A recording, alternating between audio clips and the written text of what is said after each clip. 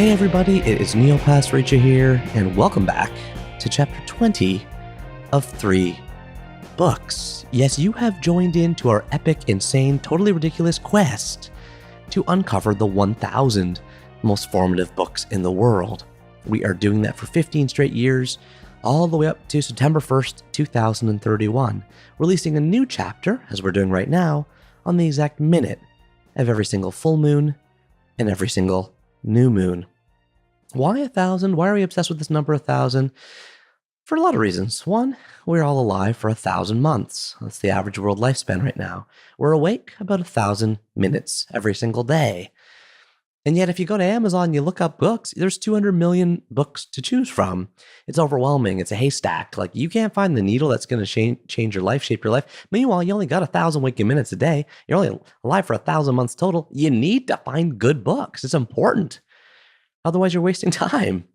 Time we don't have. So as George R.R. Martin wrote, a reader lives 1,000 lives before he dies. A man who never reads lives only one.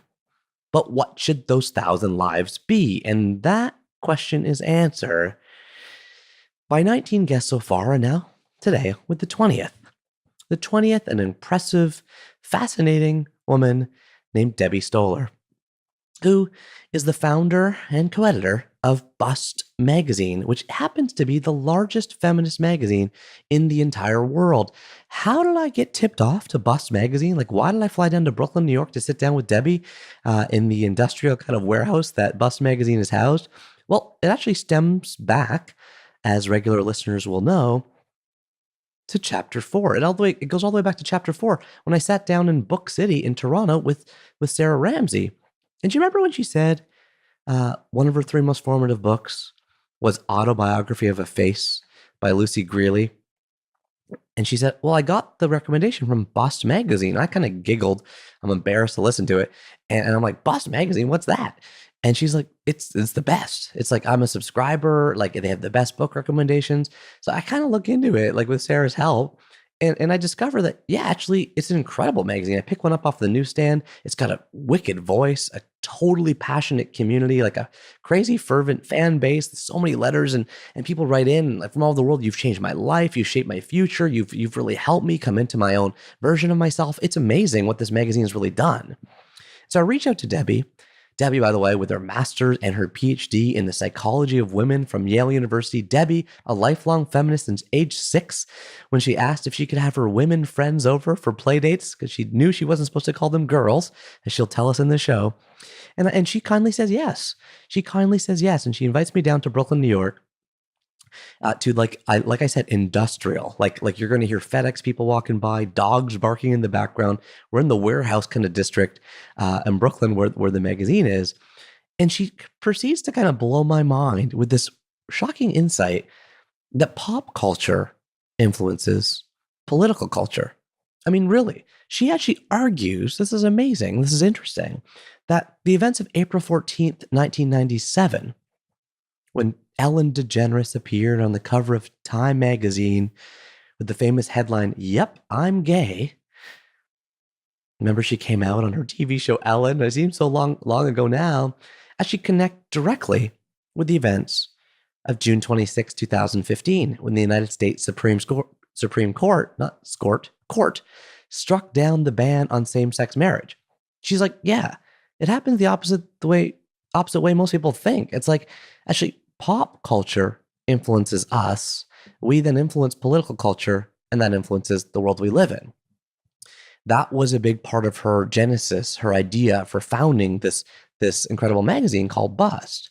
So what do we talk about on the show? Well, I want to just confess that I feel like a real idiot on a lot of these questions I ask her, but I'm like, what is feminism? What does a feminist believe? What is first wave, second wave, third wave feminism? Where are we today? What are the gaps between men and women in the world right now? She kind of scoffs and she laughs and she plays along with me. But this show is all about education and learning and trying to kind of touch into the tough little tendons of the world, the sort of bigger issues that are becoming more important, but also like they're areas of discovery and learning for all of us. And I certainly know I learned a ton on this show. And so Forgive my ignorance in asking a lot of these stupid questions, but let's fly down to Brooklyn, New York, sitting in this industrial warehouse together with the incredible founder and editor of Bust Magazine, the largest feminist magazine in the entire world, the one and only Debbie Stoller.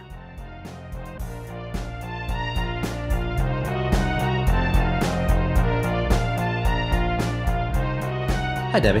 Hey. Okay, I pressed record, so we're good to go. And here we are in, what neighborhood is this? This is called Sunset Park. Sunset Park, Brooklyn. Yes. And we were sitting, we were just in the Bust offices with three loudly barking dogs. You guys, as I understand, are preparing for a big event. So now we're just sitting like in the hallway just outside the offices. Yeah, and all those dogs are mine. Oh, you have three dogs? I have three dogs. What are their names?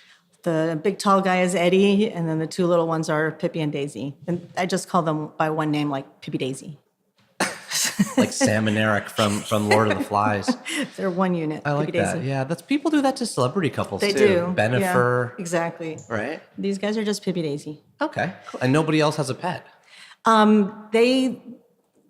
People have cats and dogs. I don't always bring all three dogs with me. I was just happened to be coming from my mom's in Jersey, and I had to bring my dogs there. So it's not usually a good scene when they're all three. Well, here, as you noticed. Yeah, well, I got my crotch heavily sniffed the second I opened the door. There's a little wilding. Yeah, well, that's okay.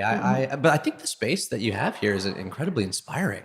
You do? Yeah, I feel like it's full of, well, I was a newspaper editor when I was in college, and I just feel like, piles and boxes and posters, and there's issues coming out of cardboard boxes, and everyone's running around. It feels really, really, I don't know, kinetic, energizing? Yeah, I would just call it hectic. Because right now we're preparing for this big event that's happening this weekend. So things are coming out of boxes because we can't find the things that we need in like a mere few days from now. Plus there's there's just too much stuff happening. I'm sure my partner, Lori Hensel, would die of embarrassment if this was a vidcast and not a podcast, because she hates when the office looks upside down like this as it does today. So for the uninitiated who are listening to this, what is Bust Magazine? God. That should be an easy question to answer, right? Because I've been doing it for 25 years, and it is a really hard question to answer. For me, it started as sort of an antidote to mainstream women's magazines that were around when I was a young woman, which were magazines like Mademoiselle and Elle and Cosmo and Glamour and Vogue. I think almost all of them are folded by now. There's a few that are still around. But back then, women's magazines were like one of the only types of media that was by and about women. And so they played a really important role in women's culture, let's say, but they always made people feel like crap, like anybody that I spoke to. Be thinner, be prettier. Right. That? Exactly. It was all about what you weren't good enough at. Like, even if there were certain things you hadn't yet thought of, they would tell you, like, could your dry heels be keeping you from the perfect guy or something? Like, oh my God, I didn't even think of that. So I just wanted to do a magazine that was more truthful, more honest, more real. Those magazines also, none of them acknowledged that feminism even existed. And me and Lori and Gen X women, we were like the first generation to be raised on feminism, and we sort of were facing this whole new set of choices and options. And some of that... Like what? Like, where are we going to have careers? Where are we going to have families? This was like we were sort of venturing into a new world that second wave feminists had created for us, but now we were the first ones that sort of had to wade into that and see, like, well, what was this life going to be like? If my parents' generation of women knew that what they were going to do is they were going to get older, they were going to get married, they were going to have children and be a housewife, and then, like, eventually people started fighting for them to have, they started to fight for careers and economic independence and all of that. Then we were the first generation to be like, okay, so what does life look like for us now if we're not, And so that came with a lot of questions and a lot of ambivalences and things that needed discussing. So I wanted a magazine where there would be a place for all of that too. And how do you define a feminist? It just means that, you believe that men and women are of equal value. Mm-hmm. And also I think part of that is that that's a great definition. Part of that is that you don't think that it's like that in society right now. You meet people all the time, I meet people all the time who say they aren't feminist, and for as long as I can remember, I've thought that was just moronic. And for a long time since we were doing best, people were very afraid of the term. So like we would talk to celebrities. We always tried to interview celebrities. It was more militant, is that? I don't know. They thought that if they said they were feminists, there would be a backlash. Like, oh, so-and-so celebrity said she was a feminist and now we're not going to give her movie roles or whatever. I always thought that was super lame. And what's interesting is that now, 25 years later, it's kind of the reverse is true. Celebs, when they say they're not feminists, they get a lot of backlash, like Taylor Swift or...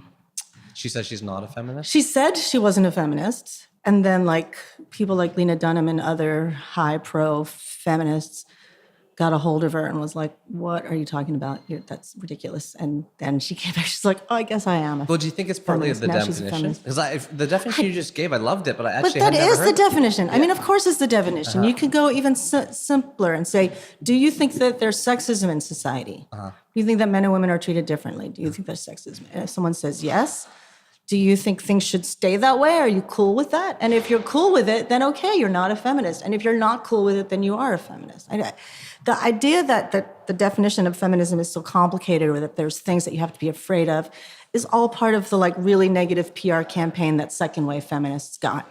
Because they came out and men in the media freaked out and they went around just trying to present them as ridiculous harpies, man-hating harpies that were hairy. This is sort of the 70s, 80s? Yeah, the 70s. Sort of, you can put the beginning of second wave feminism at 1968. And, if you ever go back and look at what the media was saying about women's livers back then, I mean, it was made them out. So sorry, ridiculous. I feel like dumb asking this. I feel like I'm gonna say that a lot. But what was first wave feminism then? So first wave feminism was actually in America. It was the fight for suffrage, the fight for the right to vote. And those people call themselves feminists, and they dealt with a lot of the same issues as second wave feminists that was around, let's say, the late 1800s and 1910, 1920, when did women obviously. Get the right to 1919. Vote 1919 in the U.S. Yeah, in the U.S. And second wave feminists actually had very little awareness of first wave feminists. Because they weren't around anymore. Well, yeah, but also that history was sort of buried. I mean, what did you hear about? You heard about suffragettes, and not that the fight for suffrage was part of like a bigger fight for women's rights. Suffrage was just part of it, and anyway, whatever. So that's first wave. Second wave is mostly like you could say would start with like the Betty Friedan's book, The Feminine Mystique, that sort of really talked about how women of her generation, like who went to university in the 50s and 60s, and then men went to war. And when men came back from World War II, those women were sort of like hustled back into the home and made to care way too much about what their laundry detergent smelled like. And they sort of got sucked into this ideal, of what a housewife should be, and sort of were made to give up any hopes and dreams of careers or other futures for themselves. And Betty Friedan sort of woke up a whole generation to that idea, like not my generation, but the generation that's associated with second wave feminism. Since we dipped into it, and I appreciate you giving me that history lesson, it's very valuable. And then how do you define the start of third wave? Right, so I define it for myself. I would say that it's really the beginning of, I think Riot Girl is the first exemplification of what third wave feminism was about, in which you don't know what Riot Girl is. So I can tell you about it. Go ahead, please. So in the late 80s, early 90s in Seattle, Olympia, Washington, places like that, actually part of it also started in Washington, D.C., mostly in the music movement and mostly in the punk music movement. Girls started getting together, making zines, expressing their experience as females, and trying to make a safe space for women in the mosh pit. The actual mosh pit? The actual mosh pit. One of their calls was like Girls to the Front, because there was like this alternative music scene, and there was no room for girls in it. There was mosh pits, and that would sort of end up pushing girls out to the side, and they would be in behind. They couldn't see the music. The music was just boys. And so by trying to create a space for themselves in this music movement, girls started picking up instruments even if they didn't really know how to play it that well, making music, making zines, and they embraced this term Riot Girl that had like a whole series of R's, like a big growl in the middle of it. That has a much longer story to it too. No, and I appreciate you giving me the education lesson. And like I said at the beginning, I'm going to ask because I just don't look. It's hard to ask the basics, but it's so helpful and healthy. Yeah. And you know, you can edit a whole lot of this stuff out, but No. but you can. I can, but I going won't. way off topic here. But something that predated Riot Girl, but that was very influential to it, was some psychology research and some sort of cultural ideas that were floating around in the 80s, and also that came out of second wave feminism. And one of the things that came out of second wave feminism was like trying to change language. Like, for instance, in the 50s and the 60s, men would talk about the girls in the office, even if they had, adult female secretaries. Those were the girls, and the men were the men. And women said, well, that's insulting. We're not girls, we're women. That was like a big push from second wave feminism, was like changing the language, stop using this language that was sort Any of... other language like that comes to mind? Because it's great background. Well, Ms. instead of Miss or Mrs. Like, why do women have to be Don't reveal identified by whether they're their... Why married do or they have not. to be identified by their relationship to men?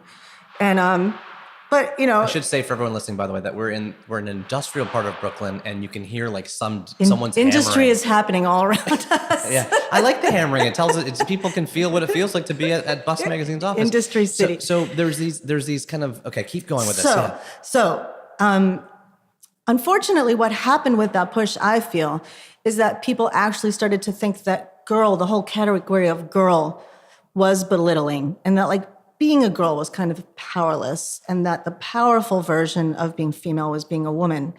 That was just kind of like a side effect, I feel like, of that push.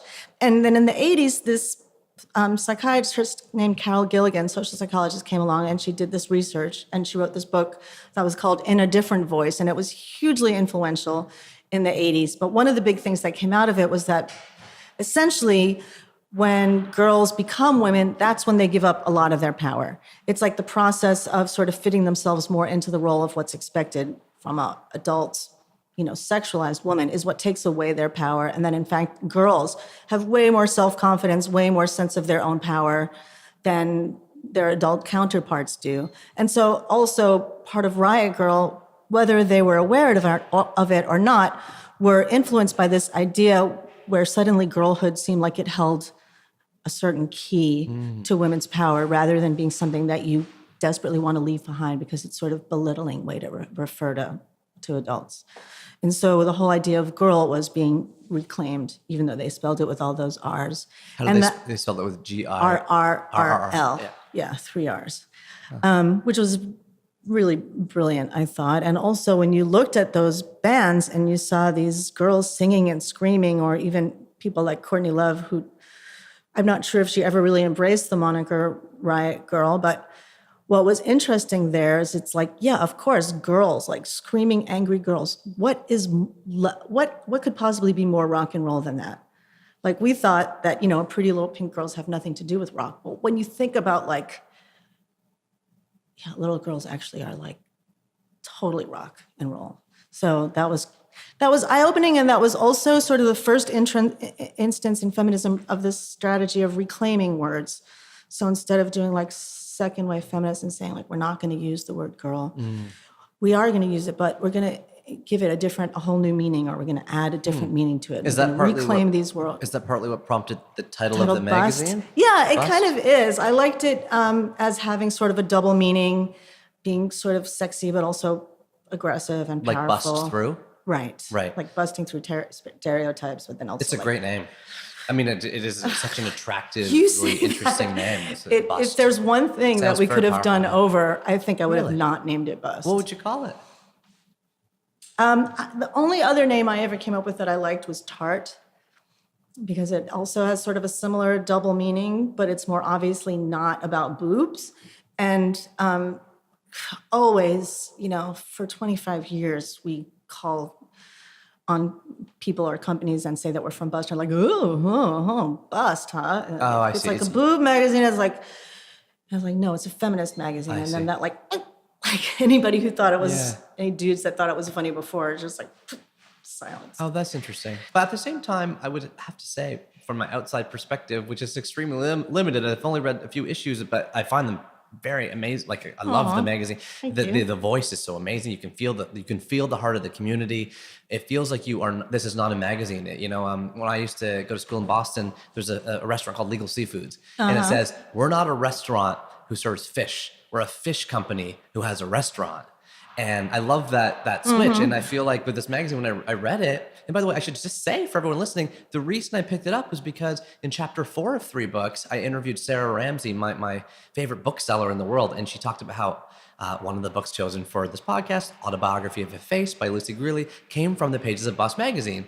And so I was asking her more a little bit about it. And she's like, you got to read it. She's been a subscriber for years. That's awesome. And she wanted me to tell you how much your magazine has meant to her over her life. And I promised I would pass that along. But I don't get the sense that would surprise you based on what I read from the letters in here and all. People love this magazine. The community is fervent. It still always surprises us that people even know about the magazine because it's still pretty much a small thing. You can see we're pretty scrappy. We have a small staff. Everybody does everything.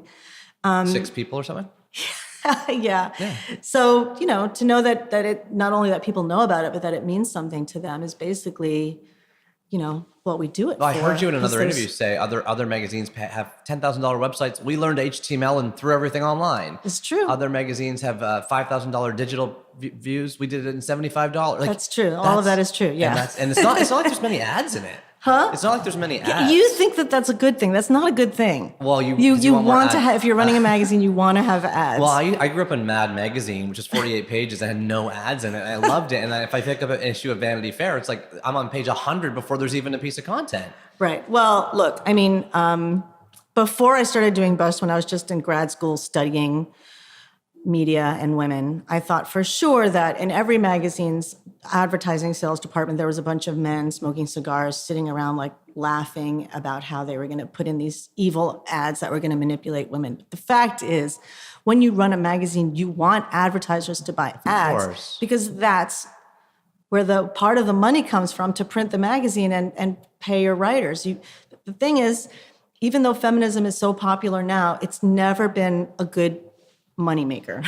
Feminism does not good business. It's not a good business. And for ages, people they didn't care about our audience. They didn't want to advertise in a magazine that was about feminism. Some really awesome advertisers did, but we even stopped using the word feminism entirely when we were trying to pitch the magazine to advertisers because they didn't know what it was. They didn't understand it. What would you say? Said it was like a strong magazine that tells the truth about women's lives. Wow. Okay. Yeah. Couldn't use the word feminism because it was like a bunch of young bros, or they weren't even called bros then, but whatever. They were dudes that were in these ad sales companies, and they didn't know what that would mean. They just meant that they just thought it meant something to run away from. But for whatever crucial moments in this magazine's past that you have been through, I know you sold it, you bought it back. I know I've heard the story. It's been worth it because what you've created you've created something very special. And on this show, 3 books, we're trying our best to, so this podcast, for example, is 100% ad sponsor interruption free.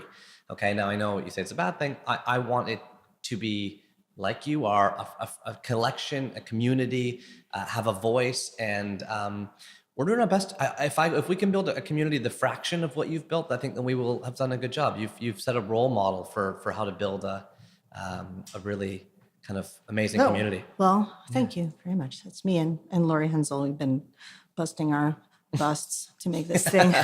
Oh, there you go. See, that's why you couldn't change the name. And then we have amazing staff. You can't say tarting our tarts. I mean, we have staff. Everybody who works at Bust was once an intern, and including Lori and I. We worked for 7 years on this before we were ever paid. So it's a tight-knit little group. Well, thank you. I'm glad to hear that. And thank you so much for being willing to talk about your 3 most formative books. Yes. I'm excited to do it. Are you okay if we jump in? I'm fine. Yeah, let's jump right in. So your first book is called Outrageous Acts and Everyday Rebellions by Gloria Steinem, Stinem. It was published in 1980. What did I get wrong? You spelled her name wrong. Steinem. I'm sorry. I looked at it and I read it wrong. No That's worries. Hilarious. It's easy to spell her name wrong. I often spell it the E and the I the other way around. It's like Wiener. Yeah. Not I before E, that whole thing. Copyright 1983. It includes a whole collection of articles, including I Was a Playboy Bunny, which originally appeared in Show magazine in 1963. But this book didn't come out in that then, did it? No. It must have come out way before that, because the essay that I'm going to talk about, I read when I was in high school. Oh, good. Yeah. Well, there's a little thing inside. I'll pass your book back to you. There's a list of every article in here and what day they appeared in other magazines. So you know how the front of like a David Sedaris book says like, this is from the New Yorker, this one's from Vanity Fair. Right. Well, I don't know how we got a hold then of this essay that my high school teacher had us all read. I just know that it's reprinted in here. Do tell. But it influenced me back when I was in, I think maybe the first year of high school. So I was around 15. What year are we talking ish? 1976? 1976? 1977? Okay. Yeah. And 1978? 1978, because I graduated in 80. And this book doesn't come out till 3 years later than that. So the essay that I want to talk about is in this book. Must have been published separately, but not in any format that I read it in, like if it was part of Ms. magazine or something like that. The essay is called If Men Could Menstruate. And it totally blew my mind, and I'll explain why. You know, I was a young feminist. I was 6 years old in 1968 when the whole feminist movement started. I grew up in Brooklyn, Canarsie. And somehow, you know, it bubbled down to me as a little kid, and it really appealed to me. It made a lot of sense. And I remember, like, even in elementary school, asking my mom, like, if it was okay if I could have some women from school come over after school, because I knew I was not supposed to say girls, so I said women already then. And I pretty much, you know, just digested everything that was being thrown at me and didn't question much, and became more and more aware of particular issues about men and women and society. And when I was about maybe 14, you know, they started to talk about having maybe a woman for president. And the thing that came up about that idea in the mainstream culture was like, how can we ever have a woman for president? Because women have their menstruate, and they, for a couple of days before they menstruate, they have PMS, and they act a little crazy. And how can we put someone like that in charge of the, you know, the nuclear button? Because what if she's on the rag and she's having a bad episode of PMS and she starts a nuclear war? Oh, gosh. Do you want to stop for a second? No, a FedEx delivery man is delivering a package to Bust magazine. Where my dogs are attacking said FedEx man. Oh, dear. No, that's okay. Sorry that interrupted your story, because I'm enthralled. Keep going. So I was 14, and I was like, yeah, you know, they have a point there. What can we do about that? I had no other way of processing that. I had no argument for it. And then in If Men Could Menstruate, Steinem argues, like, well, and it's a humorous essay, which is always a good way to get information into my brain. And it was like, look, if men were the ones who would menstruate, they would use the fact that women didn't menstruate as a way to keep them out of office. They would say, you know, if you can't stand the sight of blood once a month, how can you send a troop of men, you know, a troop of people into war? And they would make, you know, everything around menstruating super macho. Like, I remember specifically, because it was the 70s, there would be like Joe Namath rope-a-dope tampons, or there would be like Joe Namath tampons and Muhammad Ali rope-a-dope, you know, pads or whatever, and how you could take this thing, and depending on the perspective that if you turn it on its head, it can suddenly become something different. So that even something that is so unchangeable in, you know, biological born women's lives of menstruation, even that gets interpreted through a cultural lens, and our pre-held ideas about men and women. And even that, you can flip it and give it, there's no inherent meaning in that. And that was very meaningful for me, and changed the way I thought about everything. And a trick that I always would do would be like, turn it on its head. Like, well, what if men were doing this? What would it look like? You know, is it possible to turn it on its head? And also everything, an approach that I took to Bust as well. My generation of feminists was pretty much raised with this idea, this Simone de Beauvoir idea, that you're not born, but you become a woman. This idea is now under question in an era of transgender and a lot of people talking about feeling like they're born one gender in the body with a sex, but of a different sex. But that idea is was not the one that was held by me when I was coming up and understanding feminism. It was that, there's nothing inherently womanly about a person who's born with a vagina. All of those traits, all of that stuff sort of gets placed on you by society, by certain limitations that you get to be quiet, to not speak out, to not be competitive, blah, blah, blah, all of that. And so you become a woman. Nobody is by their birth feminine and very careful with the way they use their hands and all of that stuff. All of that is learned. So, sorry, where they use their hands? well, I'm just thinking like everything that you would assume was feminine, let's say like being sort of dainty with your hands, I see. like that all of those things are sort of things that you learn in the role of being female through osmosis, through the air, through culture, through media, through everything, but that there's these limitations placed on you one way or another. So I don't know where I was going with that. Well, the Scholar essay exposed you to a lens of seeing the world that you didn't have before in high school. When you were in That high school. everything that we think about men and women can be seen to be culturally created.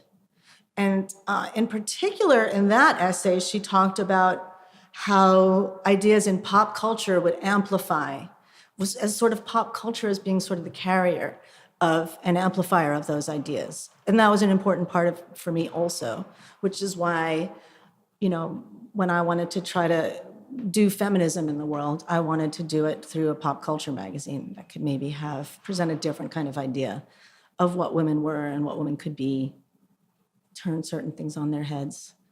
Yeah, I've heard you talk about this before, where you talk about how Ellen came out as gay on the TV show Ellen, and that you believe, or at least you I think argued that had then kind of reverse affected political culture, which is and then maybe provoked the sort of like legalization of gay marriage, right? From a TV show. So you argued that pop culture influences politics. Mm-hmm. Pop culture influences society, and then society influences politics, which is the opposite of how people thought of it. Women in second wave feminism thought of it. For them, it was they went directly to politics, to rallies, to protests, to make change.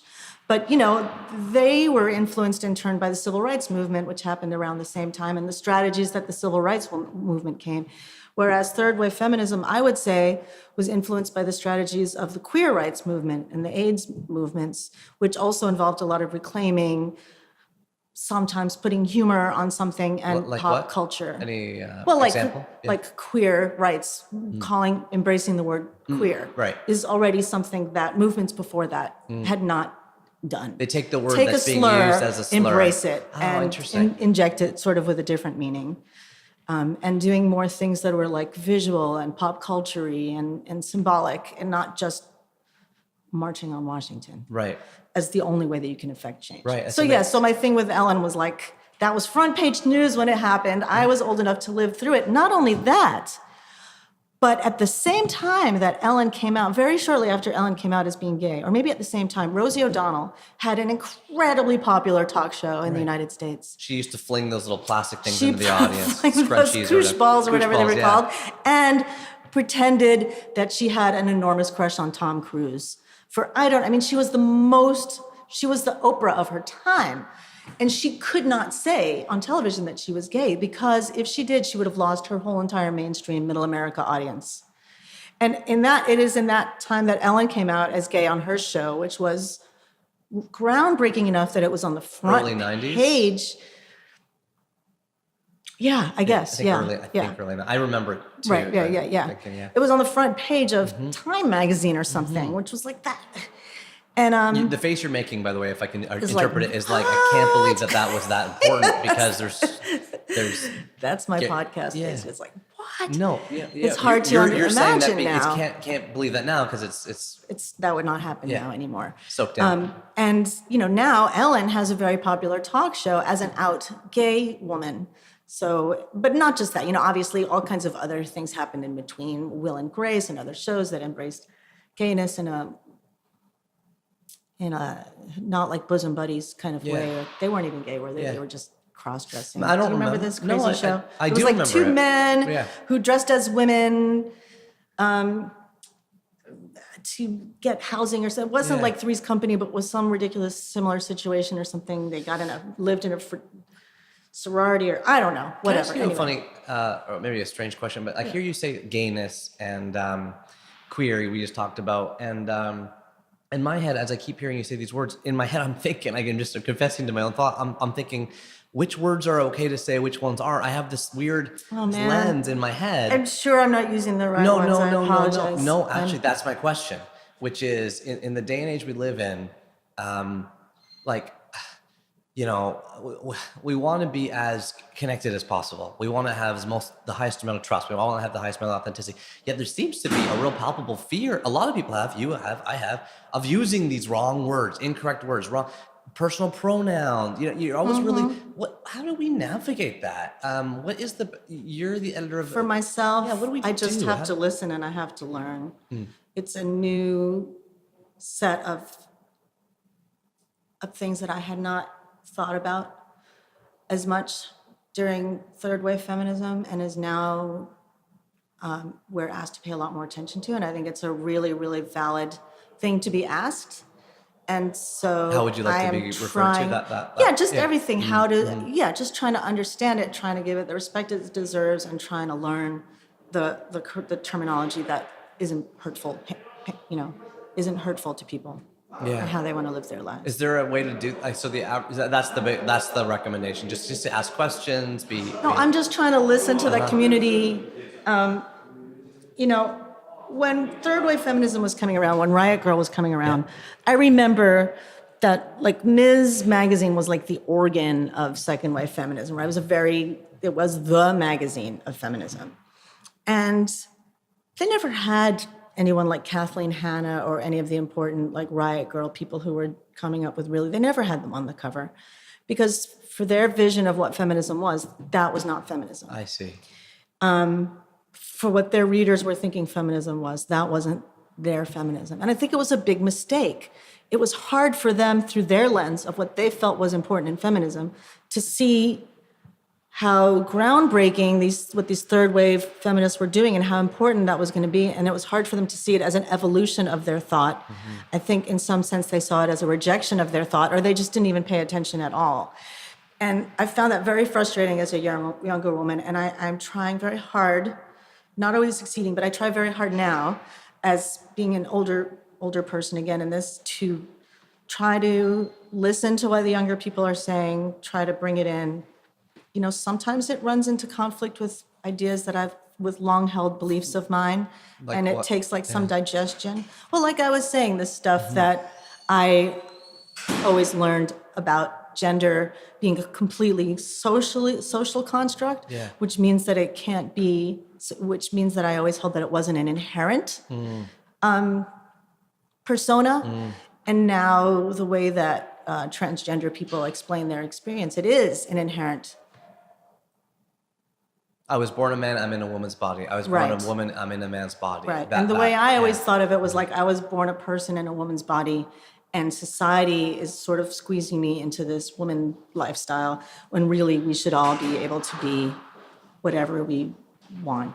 A mishmash. This is such a healthy conversation. I just learned so much, and I'm thirsty for the knowledge. So you read this book, Gloria Steinem, and specifically this essay you were giving. So I was my favorite element, my favorite high school teacher, Ms. Alburn. Shout out to Ms. Alburn. We're friends on Facebook now. She's continues to be amazing. She changed my life. She was my first Ms. She wanted us to call her Ms. All of the other teachers were still Mrs. that or Mr. that. And she had us read Gloria Steinem essay. One day she came into class dressed as Artemisia Gentileschi, who's like a Renaissance female painter that nobody remembers. And we were just supposed to ask her questions, like as though she was there to be interviewed. Told us about this artist that nobody had ever heard of because she was a female.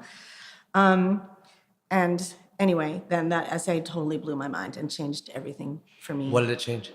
It just changed that everything about gender, men and women, is mediated through culture, and that all of our ideas are mediated through culture. Because when you're a kid, you think all that stuff is essential. You can't. Boys are mean, girls are bossy, boys are, whatever. Like you have these ideas of how Athletic boys and girls are different, Mm-hmm. but you don't realize that it might not just be an essential way of being different, and that it could be culturally shaped. And when I say what was different, you gave me the how to change idea-wise, how to change your path in life. So you went Because then I became obsessed with this idea in feminism around pop culture and the importance of pop culture and feminism, trying to understand feminism through pop culture. So in college, I took a lot of classes about gender differences and about, whatever, differences in literature and media. And I also did some other stuff. And then in grad school, I started out by studying psychobiology. So I was there studying something completely different. Was this at Yale? I was studying brain and behavior, like neurons and leeches, whatever. It's a long story. But halfway through my program, I switched so that I could do my dissertation about, with a more feminist perspective, and mostly about how magazines, images in magazines influence women's perception of their own power. Ultimately resulting in you starting your own. Exactly. Right. So that all went there. I love this. Okay, can we transition now to your second book? Yeah. Which is I think it is Remaking Love, the Feminization of Sex by Barbara Ehrenreich. Am I saying that right? So Ehrenreich wrote these amazing books that I read in the 80s when I was working on my dissertation. And she was one of the few writers at the time who was really writing these awesome cultural takes on, cultural criticism of looking at how culture is talking about and shaping our ideas about men and women. And in the feminization of sex, her first chapter talks about Beatlemania, and it opened my eyes to something I thought that was so important and interesting, because the argument that she makes is like, people always make fun of all the teenage girls who went so crazy about the Beatles and they fainted, and this is like hysteria, and how the media went out of their way to just make them out to be kooks. But really, what you are seeing in Beatlemania, and I would argue in all of the rest of like girl fandom of boy bands, is female sexual desire. And that is seen nowhere else. Like that just does not exist. We see what hetero male sexual desire looks like always. We have these ideals, female, starlets and posters and beer advertisements, beer ads, everything, right? This is like something that you're constantly aware of. And I don't know what female sexuality is supposed to be in that context, something very passive, or just, I'm not quite sure what it's supposed to be, but what you saw in Beatlemania. And that's why these girls were like moved to hysteria, because it was like this, like, this is what it feels like to, here's something that's actually just for your sexual pleasure and your sexual desire. This is what it feels like, just like a tiny little window opening. And they just went charging through. It was overwhelming, because this is just like nowhere else do they get nowhere that. else, kept from them everywhere else. And I think that still holds true, because even as soon as you exit out of teenagerhood and boy bands, what kind of what kind of female sexual desire still exists? You have maybe one or two male movie stars that are supposed to be handsome. Well, but I thought like soap operas and nobody watches soap operas. Nobody watches that, and they're The not watching it for the Bachelor. handsome men. I think people watch that more as, not that everybody who's watching it is so into The Bachelor. It's more about the gleeful watching other women go through terrifying experiences, and you don't have to be going through it. Like competing with other people for a man, or being embarrassing or whatever. There's that. So you're saying that Schadenfreude. Yeah, shows. I hear what you're saying. So you're saying that this book, Remaking Love, the Feminization of Sex, so the subtitle really gives away the thesis you're saying, the feminization of sex, exposed you to that idea that she was talking about how in different aspects of culture, sex was starting to be transformed through a female lens. But the chapter, there was one specific chapter in Gloria Steinem in the Outrageous Acts and Everyday Rebellions that really stuck with me. The thing about the Beatles was another one of those things that totally blew my mind. Like, yeah, I never thought about that. And why is there nothing out there that is addressed at female desire? And it sort of made me spend so much of my time just thinking about our cultural understanding of what male and female desire is supposed to be about. We have very codified ideas about what male desire is, what male sexual desire is, but what is female sexual desire supposed to be? There's not really any room for it. Is that the case today? I think it's still difficult. Really? Yeah. So we haven't expanded our view of that, or it's not more like No, I see. from my perspective, these ideas around male and female, hetero male and female sexual desire, or specifically hetero male desire, is what all of sexism is like the central tent post of like what all of sexism revolves around. I can see everything through. So if the book made you think that, what is the argument from the book that we should kind of There's no real argument. She's just sort of trying to Making point out exposed things to- in okay, culture. But okay. for me, the argument is there's not just that men want women to look beautiful and women don't really care about how men look as much.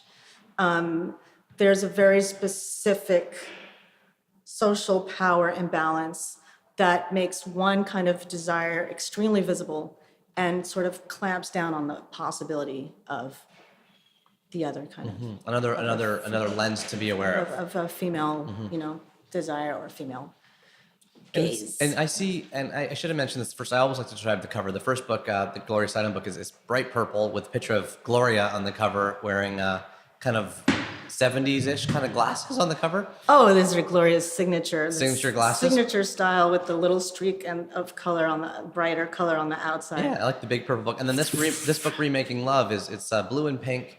It's got, what is that? Is that like a famous biblical type of painting or something? Yeah, Am I seeing that right? It is. It's a desiring lady. Oh, I see. Don't ask It's a me desiring what- lady from like a Renaissance painting or something. Something like that. Okay. Yeah, she's sort of naked, of course, and she's like looking out at the world. Okay. She's something of a come hither look. Hither is a good word. And then your third and final book is Where the Girls Are. Yeah. By Susan Douglas. Can you tell us about your relationship with that book, Where the Girls Are? So she is such a great, smart, funny writer, and she was specifically writing about. Who is she? So she's a cultural critic.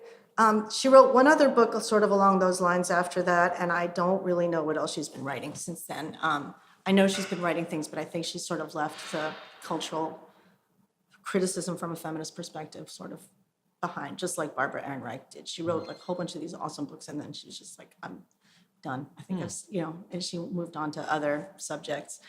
But Douglas's book, Where the Girls Are, was about sort of understanding television through a feminist lens and through a cultural lens. So one of the things in her books that stays with me so much was she talked about all of these shows in the late 60s and early 70s, like Bewitched and I Dream of Jeannie, that presented women with these extreme powers that they sort of had to hide. Right? Jeannie has all these, she can do anything, but she's a housewife. She sort of has to hide that she has these powers. And also Sabrina the Teenage Witch. No, that wasn't around yet. The Bewitched was a show from the 70s. I'm thinking Archie, sorry. Yeah, yeah. And Sabrina is a show now and was also about 10 years ago, but or 20 years ago. But so Bewitched was a show about a witch. It's almost the same thing as I Dream of Jeannie, really, basically, except instead of being a genie, she's a witch, and she's also married to some man, and she has to sort of hide, and she's a housewife, and she has to hide her witch powers. And Susan Douglas pointed out, like, look, this is right when feminism was starting to hit, and so you have this image of, like, the housewife, the role that women were rebelling against, as having all of these secret powers, inner powers that she sort of has to hide, and it's this conflict between like trying to tamp down everything that you can be and everything that you can do for this housewife role, to keep from embarrassing your husband. And I was like, so smart. Like I hadn't thought about I knew that you could sort of see the reflections of culture in television shows. Like when people were talking a lot about feminism, Norman Lear came out with the show Maude, and that was supposed to sort of be something of a feminist show and deal with feminist issues. But that you could like percolate right into these shows and come out with significant meanings that the creators probably didn't even think of, but that were so obviously there. What created its resonance and popularity. Right. That was also a new idea for me, that particular way of looking at popular culture. And so when I was writing when we did our first bust book, it was a compilation of the best writing in bust from the first 8 years. Like, well, it was the best writing then, I don't know. But should we wait a second for this? Oh, because there's noise in the hallway? It's so much noise. Can you still hear what you need to hear from me? Totally hear. Yeah, I like the background noise. Okay. I think listeners of the show know we did a chapter in chapter 7 was called with Vishwas Agrawal. It was in the back of Vish's Uber. So the whole time you can hear horns on the highway. And when I listened to that chapter, I actually loved that. And we did Judy Blume, chapter 6 down in Key West, Florida. And the whole time in the background, you can hear like the beeps of her cash register, which I think for any independent bookseller is a nice sound. And the customers walking by. And we did, I did chapter 8, Sarah Anderson. I think it's chapter 8, yeah. On top of the CN Tower. The tallest freestanding structure. Yeah. And so you can hear like the tourists walking by. But those are fun sounds. This is just like people being really loud in the hallway. I don't know how fun that is. Well, it is what we are at the Bust Magazine head office, and so we're capturing the sounds that you hear every day. That's true. That's true. Yeah, I just don't want it to be too distracting to you. No, this is a voyage. We're on a journey. There's sounds. There's sounds on journeys, and there's sounds on this journey. We're happy. So I think, what's common in each of those books and in my thinking is I think a lot all the time about how men and women are represented in culture, what society's sort of general beliefs are, whether those beliefs, what happens if you turn them on their heads, like Gloria Steinem did in her first essay. And what is entirely missing from the picture that we're not even able to imagine, which is sort of what Barbara Ehrenreich talks about with that Beatlemania chapter. And then also like, how can you look even more in depth into popular culture and pull things out of it that are sort of interesting reflections of the time. And you do that so well. I mean, I'm right in front of me is the August-September 2018 issue of Bust that just happened to be the last one I had at my house. Constance Wu, star of Crazy Rich Asians, is on the cover. You did an in-depth profile of her. You're trying your best, and I see you doing a great job of this, like pointing out these, using pop culture, there's the movie, as a way to talk about, you're doing what the book's teaching, and saying, well, what does this represent? Right. You know? And there is also a magazine out there, it's called Bitch, and they do a really good job of really like doing sort of like what Susan Douglas' book did and these other books do, which is to analyze pop culture and sort of hold it to and critique it and pull these things out. What I'm trying to do is create a pop culture that takes all of those things into account and then creates it. So rather than also look at other pop culture and try to criticize it, which they do such a beautiful job of, our project is like, well, if Beatlemania is an example of that shows you female sexual desire, and female sexual desire is something that culture doesn't really allow very much space for, like how can we make room for it in Bust? How can we always acknowledge it in Bust? One of the things we thought about when we first started it was like, well, do we put like half-naked dudes in there? Like, I thought that's not gonna really work. But I had learned back in grad school then. Why did you stop? Why did you decide not to? Because what I had learned in grad school, and this was a good 30 years ago, and I don't know if it's still true now, but when they showed men and women porn, the women's bodies would respond to it as much as men's did, but they would not feel good about it. They would have negative feelings associated with it. And what they didn't have negative feelings associated with was erotic fiction. So you put that in. So we put an erotic story in the back of every issue of Bust since almost the beginning of time. Because if you have an erotic narrative, it doesn't have anything, because most of women's sexuality so much focuses on what you look like as a woman and not what you feel like or what your desire is. So with these stories, you're reading someone else's story. Doesn't matter what they look like. It's not about what they look like. It's about what they're experiencing, what they're thinking, what they're seeing, what they're feeling.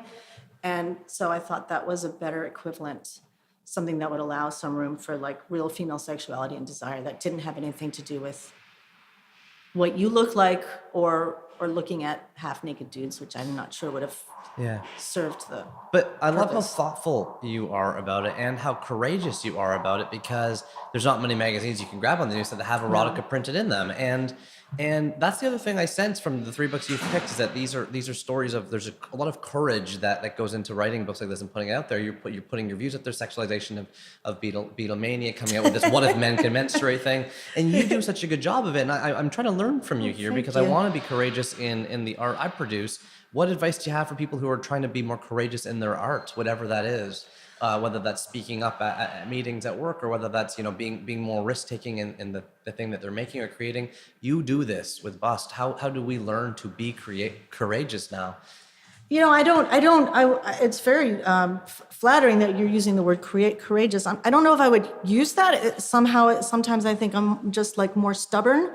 But a lot of people still don't understand what we're trying to do with Bust. Like that was the biggest disappointment to me with the magazine, is that how many feminist people would not understand that this was an attempt at like, what would a woman's magazine look like if feminism won?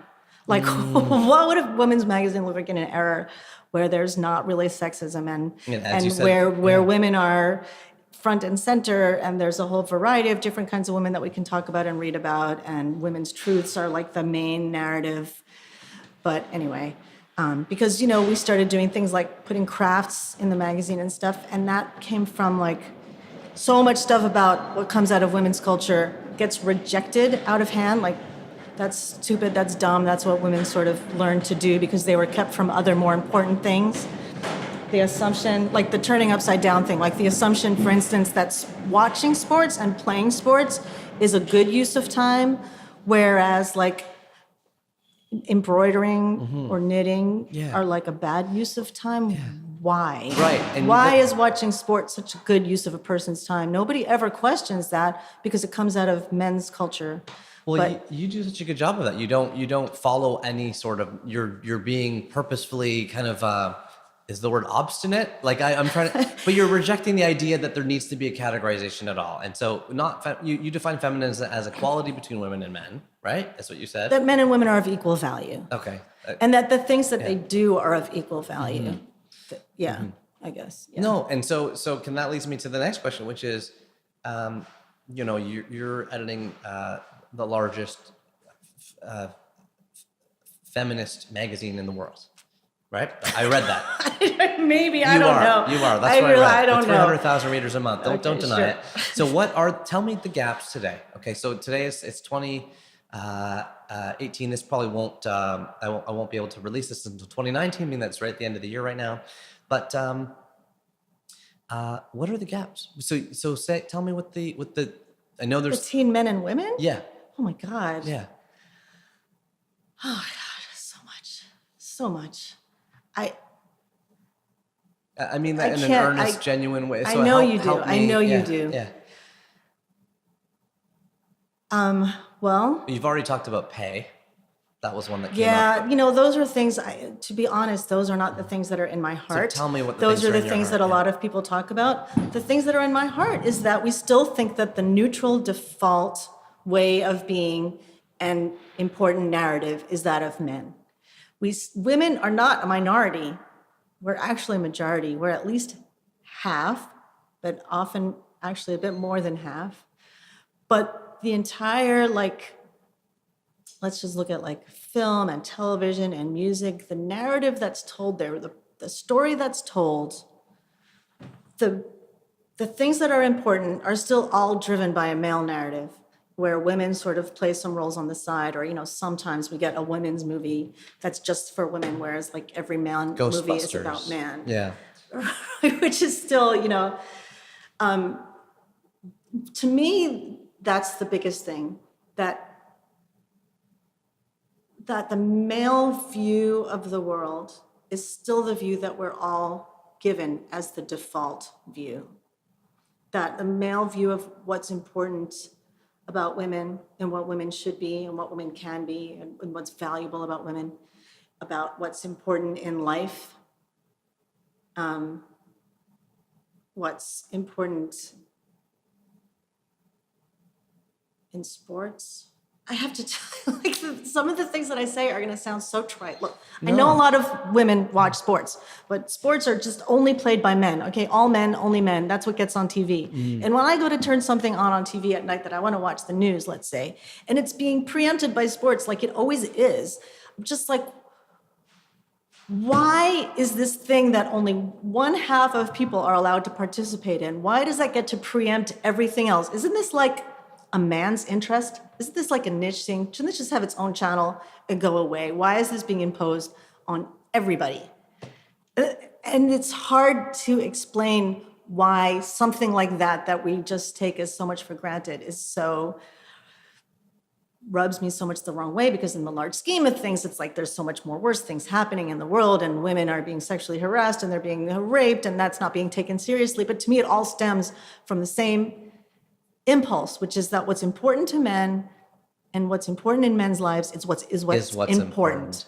And then all we can do is sort of line up and try to also find those same things important, or just fall by the sidelines. What if you could press a few buttons in the world and make some changes immediately? What you just gave us a couple examples. What are the things? I'm asking because I'm wanting to learn more about this area and trying my best to do so. And so we've talked about pay. I know that's just one example. In sports, you mentioned another. The root thing in your heart you've talked about is really the view of the world is coming from the man's view. But what are the other places that is seen right now? And it at least controls, I think, all of the pop culture that we have around us. And I feel like that, at least from Gen X on, pop culture is, and in America, pop culture is our culture. That's where we come to understand what we believe in, what the people around us believe in, what we sort of hold true as a nation. Like that is, that is the water that we swim in. Fish don't know that they swim in water because they're just like surrounded by it. They don't realize that it's there. But I'm always noticing the water. I'm always noticing that we're swimming around in this culture that is made by and for men. Even if women are creating it, they are still creating what is expected in a world where men's concerns, men's lives, and what men find important is the default thing that everybody's supposed to agree on is important. Well, with the books you've given us, that have opened your eyes to different lenses that were placed in front of you, I know for myself, and I hope for the listeners, I can say honestly that you've helped show me some of the lenses that you are seeing in the world, and I genuinely appreciate you taking the time today. Thank you so much for that. Thank you for this was a lot of fun. Thanks for being on 3 Books. Okay, bye.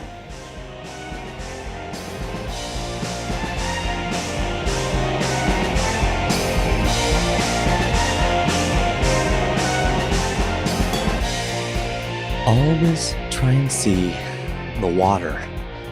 Always try and see the water.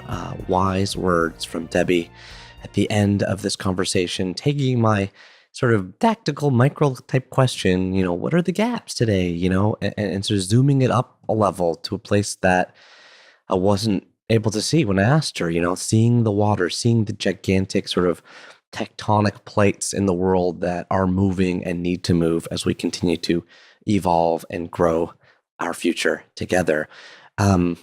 I loved this conversation. I needed this conversation. It was an incredible conversation. And the books, oh my gosh. You know what? That menstruation essay by Gloria Steinem appears to be, to me, like a public note online. So we're going to include that in the show notes. If you go to 3books.co, where the full top 1,000 is listed, as well as the show notes for every single chapter, we will pace that essay so you can read it, because it kind of felt funny to me talking about it and not kind of painting it all out. It's a really interesting essay, and no wonder it was so formative for Debbie as she grew up. But just before we sign off, I want to say another huge thank you to Debbie for her time, for her passion, and most especially of all, for the incredible community she has created through Bust magazine for 25 years. And I wish them, of course, at least another 25 more. Thank you all so much for listening. And now, if you've waited and made it to this far in the podcast, I'd like to welcome you back to the end of the podcast club. This is one of two clubs we have for 3 books. It's the club at the end of the podcast. There's also the secret club, the analog only club that I can't tell you much about, other than to find out more, you really do need to call our phone number, which is 1-833-READ-A-LOT. And of course, with that mention, let us go to the phones right now. Hi, Neil. This is Lisette Chapa. I am calling you from Germany. I live here with my family, but I lived many years in the U.S. I actually went to business school, the same one that you went to. And the first time that I saw you, that I learned about you, it was in one of the reunions. Since then, I've been following you, and I really love your podcast. I am so hooked. I've heard most of them, and yeah, so I really like the conversations that you had, and I really like your recommendations and the recommendations of your guests. And since I met you, I've been reading a lot. So anyway, I just wanted to say hi. I really like your podcast, and I just wanted to ask you or make a recommendation that I think it would be very nice if you have a guest that is an international guest or a non-American guest, just to have a more global perspective. I'm Mexican, and yeah, so my family is international. My husband is Swiss. He also went to HBS. And anyway, so I just think that it would be very cool if you can get also international guests. So anyway, thank you. Bye-bye. Thank you so much to Lisa from Germany. Is this our first German phone call? I think it might be. Although Lisa says, I'm Mexican, my husband's Swiss. You are an international soul, Lisa. I love that. And I love appealing to people like you that just sort of, the world is your oyster and we traipse and bounce between it. I totally agree about getting more international guests and more international viewpoints. I'd love to do that. It's become a bit of a challenge just physically. For example, I was really passionate and obsessed with this book about like forest bathing, the art of forest bathing in Japan. And so I reached out to the publisher. I'm like, hey, how do I get, this gentleman who wrote this book on my show? And it's like, he doesn't speak English. Of course, he speaks Japanese, and he's headquartered in like this small kind of area outside of Tokyo. When are you next there? And I'm like, he's still on my list. I really want to meet with him. Like, I'll get the interpreter. I guess I got to go to Japan or next time he's here, but it just makes it more challenging. That doesn't mean it's not going to happen. Of course it will happen. It just means it's more challenging. But I like how you said international, and then in the same breath you said non-American, because after going to school in the States, I know what you mean. And I worked at Walmart for 10 years. Everything outside of American is considered international, including people like me and you, right? Like, I'm Canadian. And so it is about finding that, like, as you call it, international, but I also think it's about finding the ideas and the people who represent a view of the world that is more holistic. Okay. Can I say that? Is that fair? Like, so for example, let's go chapter 18, for example, David Sedaris. He's born in Raleigh, North Carolina. He's lived a long time in Paris. He's lived a long time in England. He travels heavily. I mean, is he American? Yeah, of course he's American, but is his viewpoint one that I think we can both agree on is like, it reflects like a kind of a growingly international view? I hope so. And we'll keep leaning into that because I think your advice is on point and it's super valid. And my backpack full of wires can really go anywhere. So take your advice seriously, and thank you so much for the call. Okay. Now, what do you want to do next? Should we do the word of the chapter? Let's do the word, and let's go back to Debbie for this one. I mean, what did you hear about when you heard about suffragettes? And not that the fight for suffrage was part of like a bigger fight for women's rights. Yes, indeed, it is suffragette. Suffragette? Am I saying that right? Dictionary lady, help me out here. Suffragette. Suffragette. Suffragett.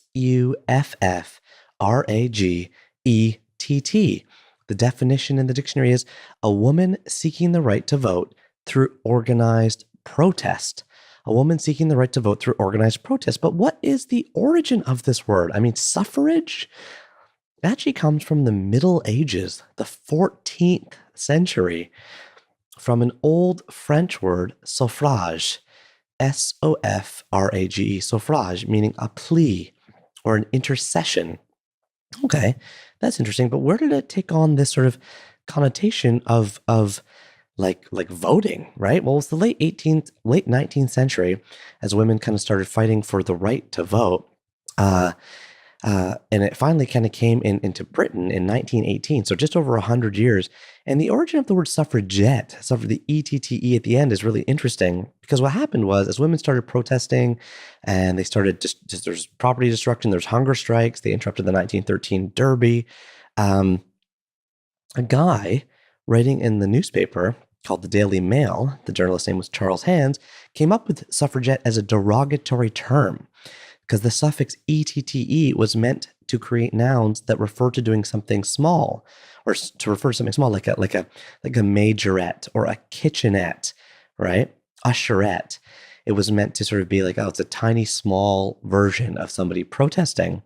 But the insult backfired as the term was then adopted as a badge of honor by the women so labeled. Interesting.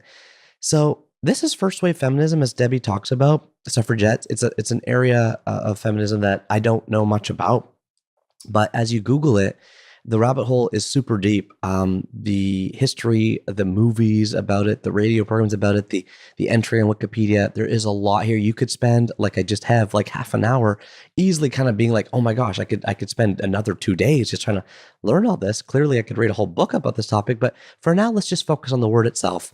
Suffragette. Suffragette. That is a new word for me. I don't know if it's a new word for you, but for those that are wondering, it is a woman seeking the right to vote through organized protests. One more time, dictionary lady. Suffragette. Thank you so much. And now it's time for the review of the chapter. And this chapter's review comes from Stargazer 13. As a reminder, we love reviews. Reviews really help us spread the word about 3 books. Drop one in anywhere, any place, anytime. YouTube, Stitcher, iTunes, Apple Podcasts, wherever, whenever. We find them, we look at them, we read them, we love them. And if your review is chosen as the review of the chapter, guess what? We mail you a signed copy of any of my books anywhere in the world. So Stargazer 13, you've just won. Drop us a line to let us know who you are and what your address is. Stargazer wrote, I'm a lifelong reader, avid podcast listener, and small town librarian.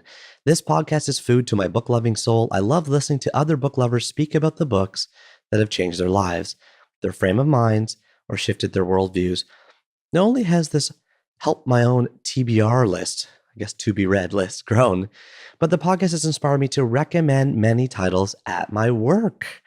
Let's get everyone reading great books. Great job, Neil and team. Thank you, small town librarian, Stargazer 13. I'm so glad. You know, librarians are doctors for the mind, as we always say. It's one of our 3 books values. And speaking of values, I was just thinking we should start talking a little bit more about our values, right? If you go to 3books.co/values, you'll find all the values of 3 books.